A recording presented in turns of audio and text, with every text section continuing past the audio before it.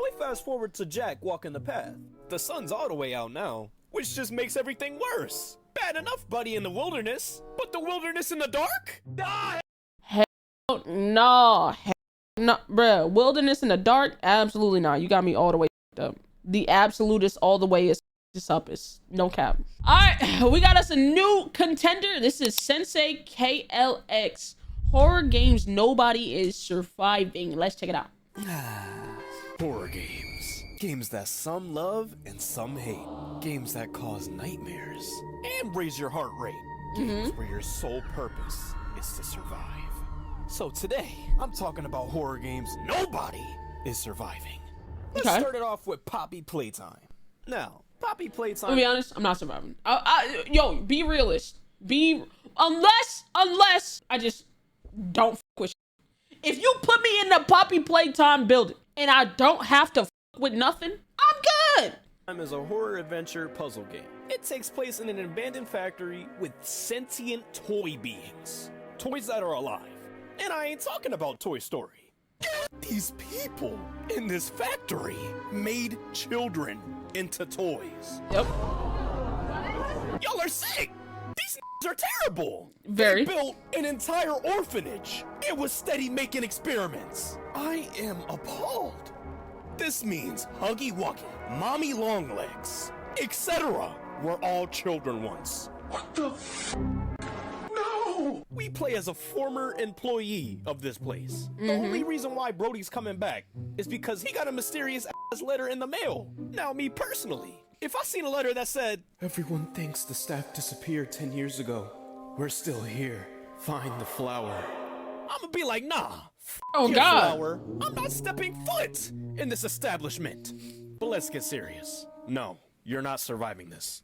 Nobody is surviving the chase with Huggy Wuggy. Yeah. Nobody is surviving the chase with Mommy Longlegs. Yeah. But he got lucky right here. If she didn't put her hand on the grinder, he would have got grinded up himself. Nobody is surviving from any of these mother. Doughy, the caterpillar, Yeah, absolutely. Yonabe, the teacher, Nah. them little niggas, Huggy Wuggy again, the f***ing doctor. And don't get me started on the hour of joy. If you are an employee during that hour, Yeah, you're cooked. dead. You're cooked. The hour of joy You're is cooked. basically all of the toys, all of the experiments rising up. Yo, imagine if in the game we had to go through the hour of joy. Nigga, talk about just me screaming gameplay. I wouldn't, no commentary, nothing. Just fuck, like, bro, like, yo, just screams and panic, bro. Don't give them ideas. Y'all better not use that. Because first of all, patent it. I need my money if you do. And two, bitch, don't do that, bitch. Don't fucking do that. And killing everybody in the factory. Yeah, you're not surviving that. Just like in the horror characters video. I'm not cooking, I'm booking. Oh, God. Next up, we have Five Nights at Freddy's. Never. No, I never even played the game. I would never, like, bro, chat, I was a security guard. When I was a security guard, I was on edge in just a doctor's office. No, there were still people there. Like, after it wasn't a doctor's office, kind of like a rehab little thing. But there was people in rehab, like, at the top floor. And then I think it was like at 7 p.m., a lot of people would leave. So I would have to do rounds, you know, just go check out all the floors and shit. And I'd be on edge because it'd be dark and there'd be nobody. Imagine it's dark and it's nobody. And then you got these shits coming after. No.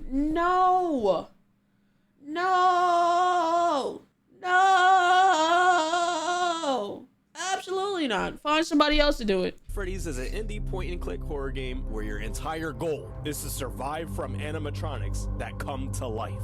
And might I add, these animatronics are possessed by missing children. What's this whole premise of kids taking over the things that are... Can we, you know... That means they're dead. In the first 3 games, we play as a night guard. And our job as the night guard is to make sure everything's good. We make sure the animatronics don't get into the office and cause chaos. No, Wanda. But if they do somehow make it into the office, that's where it gets dark. You see, these animatronics, when they look at you, they think you're a bare endoskeleton without its costume on. So you know what that means. They're gonna stuff you into a suit. So yeah, in terms of the first game, you're not surviving that. With Bonnie and Chica at your doors, Foxy running down the hallway, Freddy at the right, and Golden Freddy. Nah. Not to mention the power situation. Yeah, that Yeah, bro, just put the fries in the bag. If there was no power situation, bro, I think I would actually play the game. You telling me I have to? I'm good. I'm good. I'm not. And it just gets worse each game. In FNAF 2, you go against the toy animatronics and the old ones. To defend yourself, they give you a flashlight and they give you a Freddy head mask. And when you put on that mask, they think you're an animatronic. But the moment you take that off, you dead. But some of them animatronics aren't fooled, like Foxy. Foxy, you gotta constantly flash him at the end of the hallway. Hey, and then on top of that, you have to make sure the music box is wound up. If it's not, then the puppet's coming after you. Bro, this like it's like, bro. Right now. Yeah, you're not surviving that. Damn. And then to make things even worse, some of these motherfuckers go through the vents. Yeah, and y'all want me to play this? I'm not playing this, bro. And don't even get me started about FNAF 3. FNAF 3, you go against the Phantom animatronics and Springtrap. Springtrap ain't trying to put you in a suit. He trying to put you in the grave. Mind you, this is the guy that killed those kids and stuffed them into the suits. And might I add, these animatronics are possessed by missing children. Nigga, did you make this video on your phone? You got it, twin. That would be tough. That's what this is right now. It's his voiceovers. It's the memes. It's he dead ass. This is dedication, real nigga. Yeah, these animatronics are possessed by missing children. Yeah, he's the main culprit. Oh, hell no! To defend yourself, they give you an audio device. You can play the audio in any camera you want, and that draws Springtrap to that area.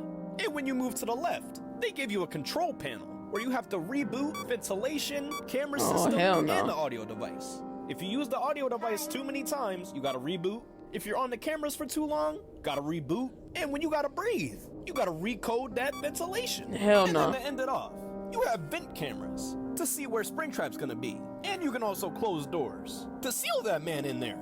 Now, since I explained everything, do you think you can survive this? Hell no, you're not surviving any of these games. Well, dang. With the Phantom animatronics, they're meant to throw Bro, you a off. lot of y'all think y'all surviving, but you will fucking panic at this, bro. You will panic. They're hallucinations. There's too many things you gotta worry about. And then Springtrap.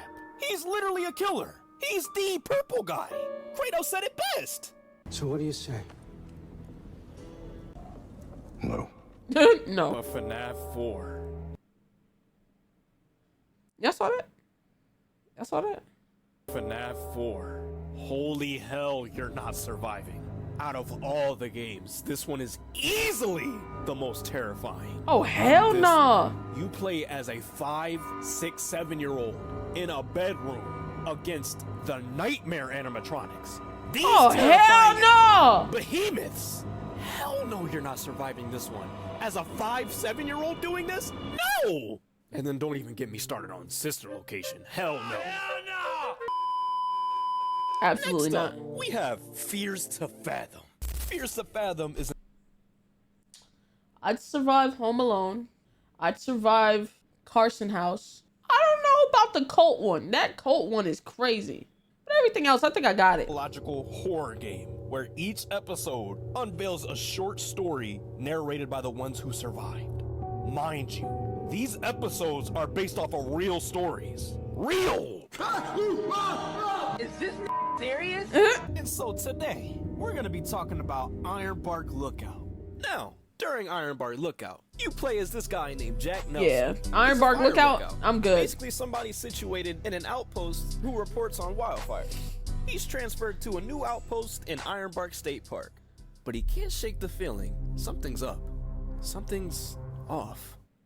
We start the game with Buddy driving in his RV. He's like, I'm hungry, and stops by a local diner. And while he's at the diner, he starts talking to some of the locals.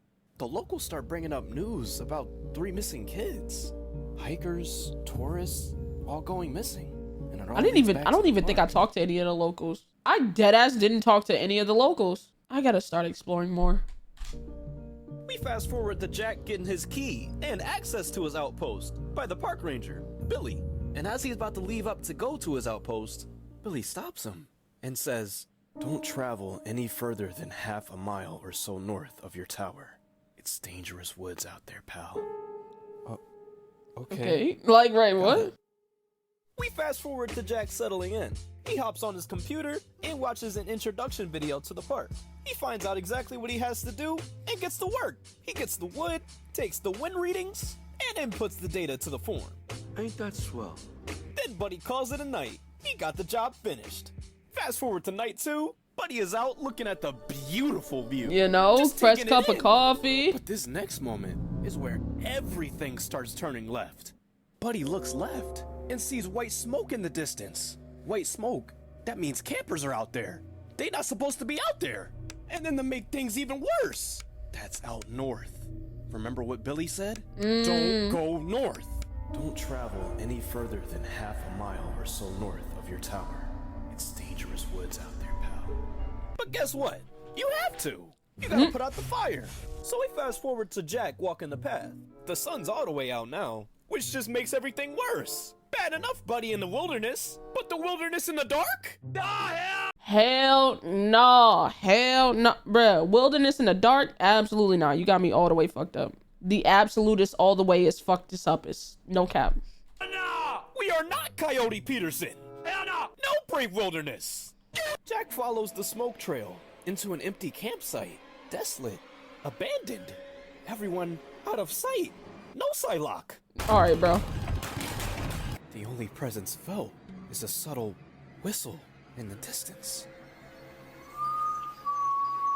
A strange whistle. Honestly, this part was a little bit more creepy than the cult actually even pulling up. I'm not even gonna lie. But Jack doesn't pay any mind. Picks up a pot, fills it with water, and puts out that fire. And he travels back to his outpost and heads to bed. Jack wakes up 2 in the morning. He looks up and sees a figure in his window. Nah. He Nah. gets up to look, but right when Jack looks at the window, the figure ducks. He turns on the light and sits back in pure terror. He finally builds the courage to open the door. And what he sees next, nobody would have thought. He opens the door to see a bull skull and candles lit. That shit is insane. And what makes this even more terrifying is that a week later, he's out looking with his binoculars. He peeps. Damn, it was a week? across the river. A campfire with cult members all around it. Are they burning a body? A campfire Whose fucking body? with cult members all around it. What is going on here? Buddy takes a picture and they all scramble like eggs. And then one of them starts chasing you. Jack hides under his bed and sees Buddy open his door. He's gotta be extra quiet. I know Buddy's sweating under there. The cult member looks around but can't find him and walks out. After a minute, Jack gets up, opens the door, and makes a run for it. Buddy runs and gets to his RV. And that is the end of Ironbark Lookout. Okay. Yeah, hell no, you're not surviving that. Damn. Unless you have experience with nature, and you are a lookout. You're not surviving this. First of all, Jack had no firearm. No Right. weapon, They don't give you no guns with that? They deadass need to give you a gun with that. I feel like. no nothing. Not even a pocket knife. Me Just bear personally, mace. I would have had the buck, and I ain't talking about $1. Jack got extra lucky, hiding under the bed, but he didn't check the bed. And then the running down the stairs. I would have fell down like the stormtrooper. That's very valid. panic running down this wooden stairs that I might have taken a tumble. No cap. Safe to say you're not surviving that.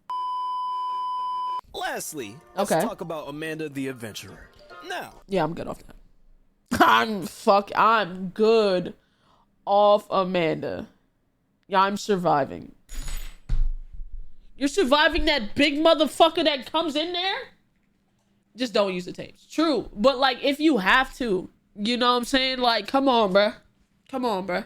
Amanda the Adventurer is a puzzle horror game where you play as Riley Park, a woman who gets swept up in the mystery revolving the show, Amanda the Adventurer. Think of Dora, but black, and Boots as a lamb, mixed in with the ring. Hell no, hell no! That's basically the game. You collect old VHS tapes of different episodes of the show, and it's... Holy shit, that's a great analogy. That's a great fucking analogy, because that really is the game. That's how Holly and Jolly. However, the more you dig deep into these tapes, the more twisted and dark they get. Like that one time, in one of the episodes, they had a whole blick laying in the grass. And don't get me started on the dead fox. Hell, she even tried to kill her sidekick in one of the episodes. Oh, she deadass did. Not. And then in another tape, it shows a kid watching the show. And then moments later, she goes missing. She disappeared. No Sue Storm. The front door wide open. Yeah, these tapes are no joke. And then on top of that, you have to find clues. Like, nah, this ain't no Blues Clues. You gotta be a real detective in this shit. Not to mention, finding different clues leads to different endings. Ain't nobody got time for that. So short answer, no, you're not surviving this. Unless you're a detective, a real detective. No Joe. What? Okay, if you gotta fight against the... Yeah, this right here got it for me. Like, if it was just the tapes, then okay, maybe. But this motherfucker right here, oh yeah, you got it. Don't even worry. You got it, man. Bad ending version of Amanda? This thing? Unless you got the buck, you not doing nothing. She fast as shit. Hey, man. Oh yeah. I sincerely hope you enjoyed this video. If you want me to make Are you another in a video Spider-Man like this onesie? or part 2, let me know in the comments. You better answer. If you don't, you like mustard in your oatmeal. I don't know. How dare you? How dare you? But sincerely, if you enjoyed, lick that like button, eat that like button, subscribe. And with that being said, my fellow senseis, love and appreciation will take you a long way. Until later. I'm even. I fuck with this. I fuck with this, twin. If you did this on the phone, you're insane. Actually, just want you to know that. Like, it's crazy. You surviving Outlast, nigga? I'm not even playing Outlast. Look at me. Who? Who? Exactly. W video though. W video. Shout out Sensei.